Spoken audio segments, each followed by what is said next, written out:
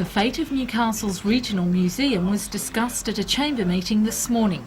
The museum, which will incorporate the military collection and the Supernova Science Centre, is under threat through lack of funds.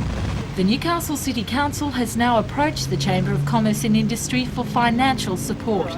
Vice President Peter Rundle says that they'll be making their own investigations into the matter, but will give the necessary assistance to the council.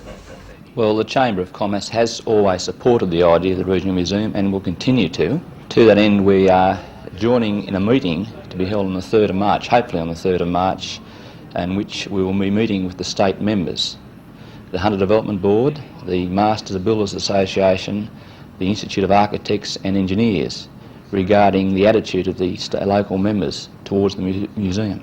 Can you see the museum going ahead for the bicentenary? We are hopeful of that. I could probably answer that question better after we've had our meeting. What seems to be the underlying problem? What's holding it back? Well, like everything else, Linda, it's the funds. And we're anxious to see what support we have from the local members regarding government call for funds.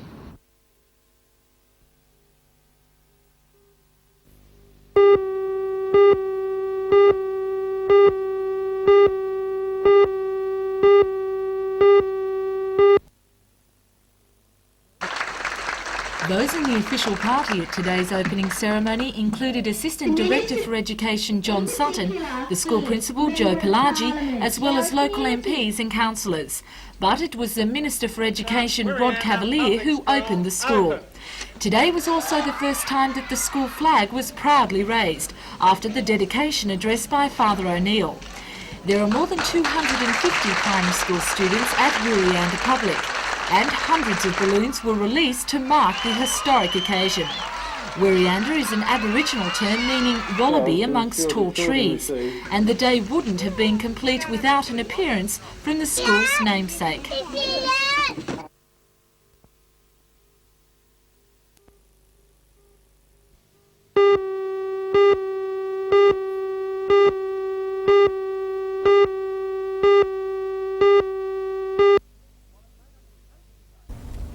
While it may not be Huntingdale, Royal Melbourne or even the Australian in Sydney, it's nonetheless a very pretty 9-hole course that will test the best. The committee, who will be spending many hours organising the 2-day event, spent time today with sponsors and beneficiaries showing them around.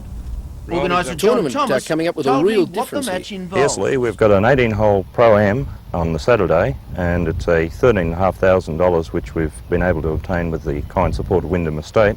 Followed up on Sunday with a 9 holes additional for the pros. The top 4 will then qualify for 9 holes of skins. Now this surprised the PGA. I don't think it's been done before in Australia, as a matter of fact. Well, they probably hadn't heard of Branxton, let alone $6,500 for a skins game. Well, again, we've had sponsorship from Total Building Maintenance, and the top 4 players will play hole by hole. It's $500 for the first 3, $700 for the next 3, and $1,000 each. John, to be realistic on this course, it's a pretty tight and a picturesque course, but we could get down to $6,500 on the last putt here, couldn't we? We could, and we think that the whole afternoon will culminate in a very exciting finish. We've made actually some provision in case they don't quite get through in 9 holes. Sure. You've got the top pros from around Australia. I know Ian Stanley, Wayne Riley, Vaughan Summers, Chris Tickner to name 4. But you're including the good amateur players here too in the early part of the tournament. Yes, we're asking each club to nominate their lowest marker or their current club champion to participate in the Saturday Pro-Am. And we think that that'll make an excellent field of top pros and top amateurs from the Hunter Valley.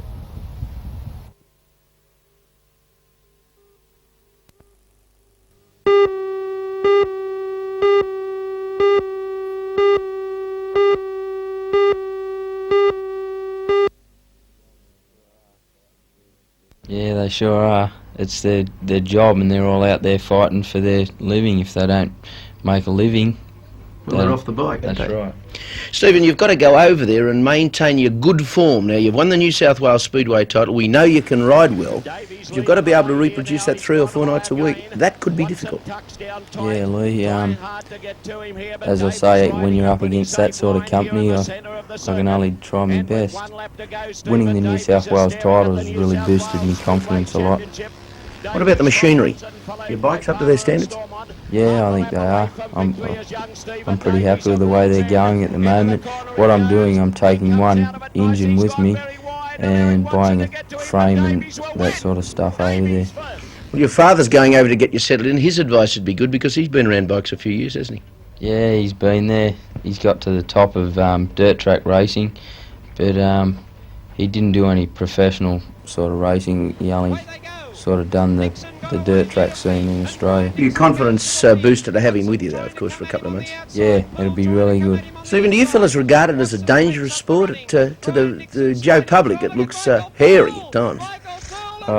Sort of, but it is till you get out there, and then once you get from the start, you don't think about that sort of thing.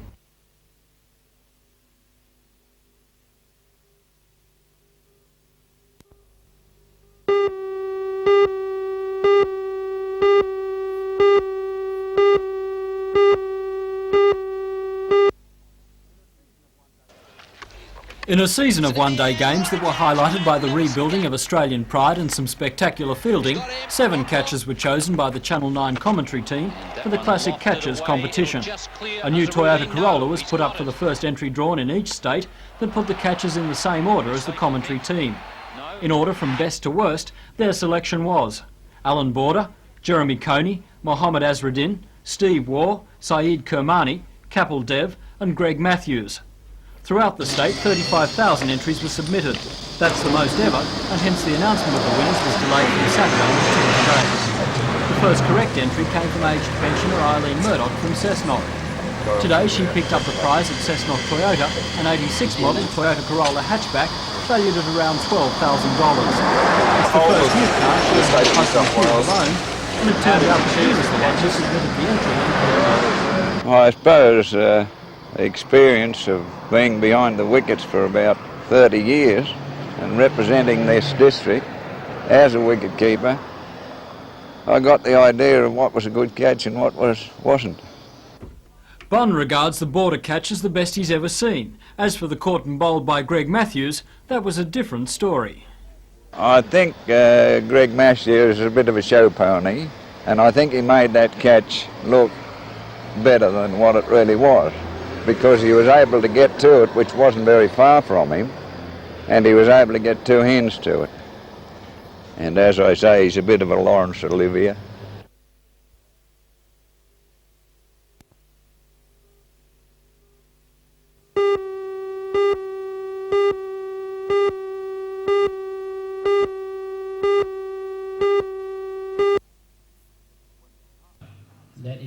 When the Department of Housing first held a home advisory night in Newcastle last October, they were surprised by a turnout of about 650 people. Nobody was expecting a repeat performance last night, but once again it was a full house. The interest in the information nights reflects the difficulties faced by home buyers.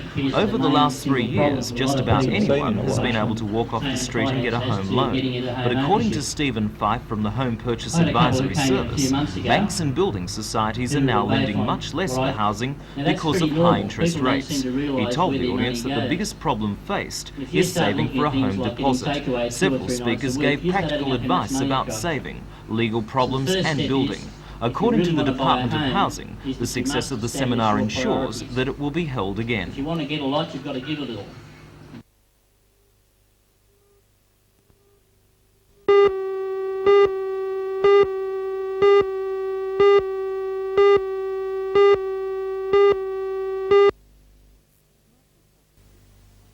Commercials such as this one, highlighting the fact that there are only 16 calories in a teaspoon of sugar, have been crucial to the campaign.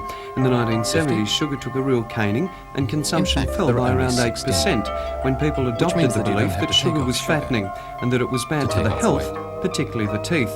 Not so, says the Australian sugar industry's nutritionist, Jane Barnes, who has scientific evidence to the contrary. Jane says that when sugar is included in a balanced diet, it can be good for you.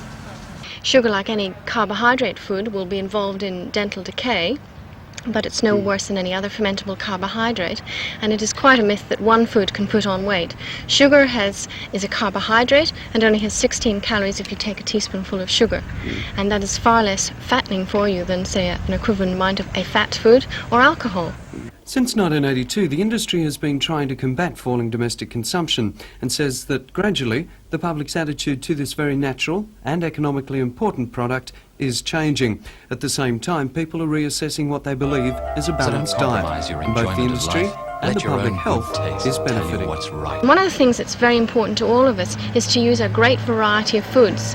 The more foods that you eat in, say, a week, the more likely you are to get all the foods that your body needs. So I use sugar to make a lot of different things interesting, so I increase the variety in my diet.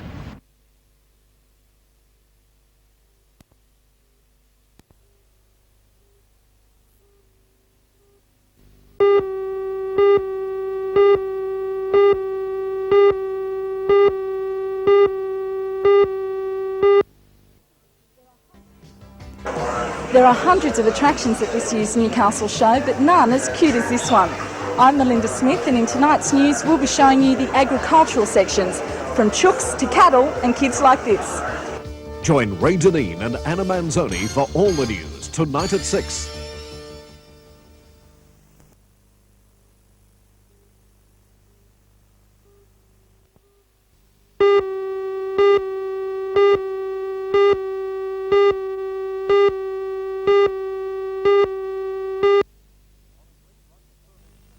On a green running at 13 seconds, the afternoon's semi-finals provided some clever bowls and sorted out the two pairs to contest the tournament decider.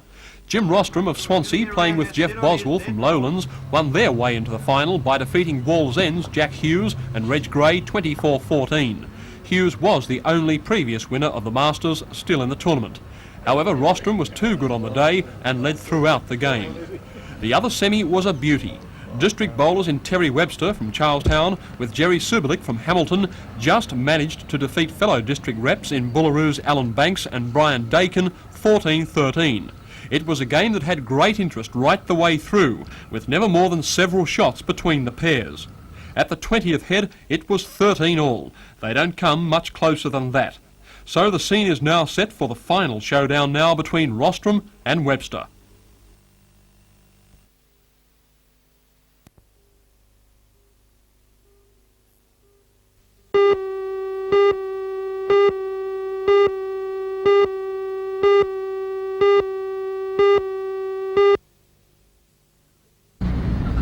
Subelich combined well with his skipper Terry Webster of Charlestown to prove far too strong for their final opponents, Jeff Boswell of the Lowlands Club and Jim Rostrom of Swansea.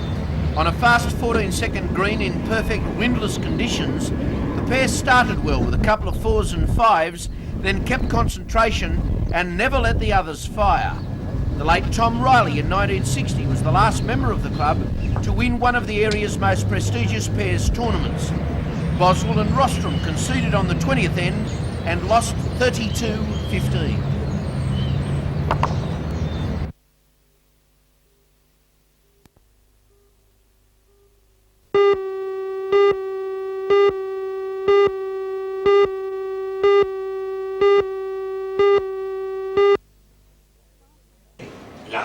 Staff from the college's nursing studies were given a lively insight into the health system of Cuba, which has developed during the 26 years since the Cuban Revolution. Dr. Harley Borges, a professor and national chief of public health, was assisted by interpreter Anibal Arate. Prior to the revolution, there were 2,000 nurses in Cuba. That number has now risen to 80,000.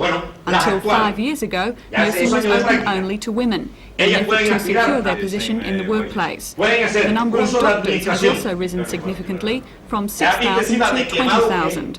According to Dr. Borges, the standard of training has improved dramatically, although there still remains room for improvement. This is on a daily basis revision. Nadie llega a lo perfecto nunca. Because nobody comes to a perfect level, never. Porque cuando tú tengas un sistema perfecto, tienes que seguir trabajando para buscar un sistema más perfecto. Because when you think you have achieved a perfect system, you have to keep working harder to get it more perfect.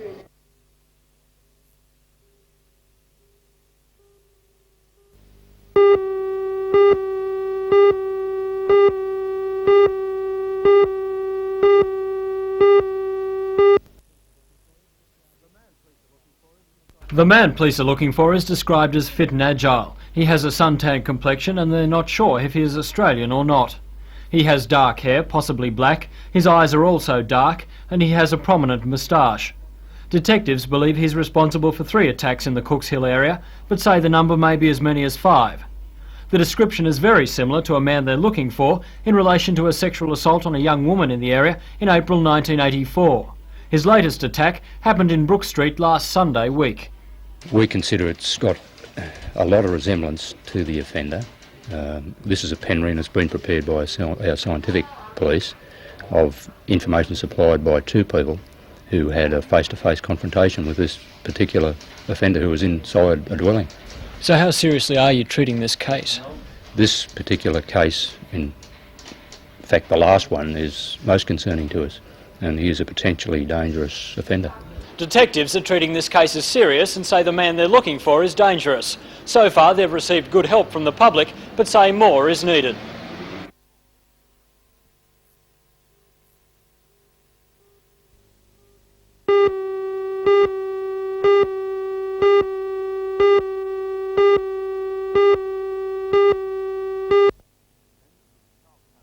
Members of the Charlestown Action Committee were meeting last night to consider their next move in the long-running battle over Conrad Close.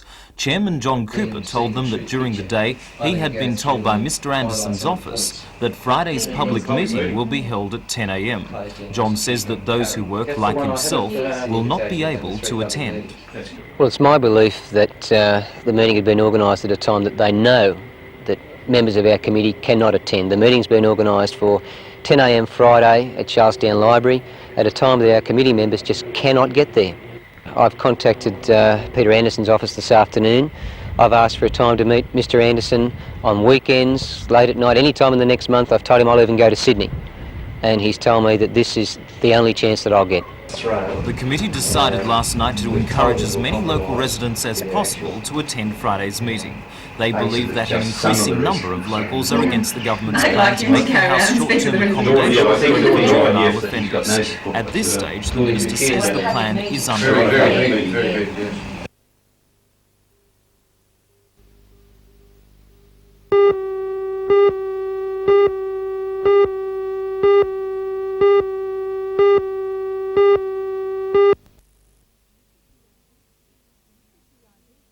This is the identikit that was shown to viewers on the NBN News last night.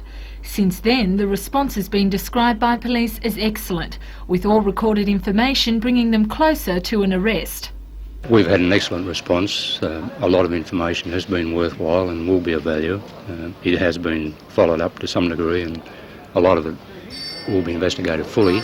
Some of it we feel may not be of value, but certainly if people have information they should supply it to us, because we never know where it may lead us.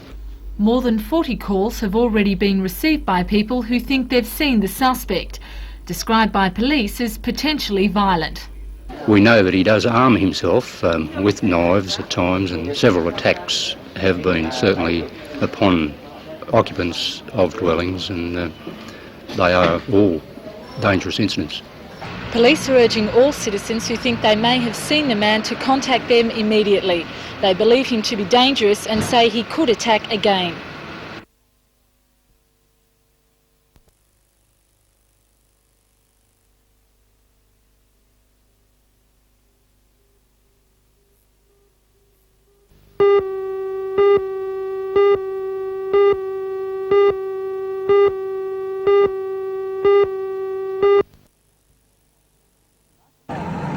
The Market Square boat won against 4 other competitors from other shopping centres, but in Sydney the team is expected to face much stiffer competition as over 70 crews from around Australia, Singapore and China will be competing.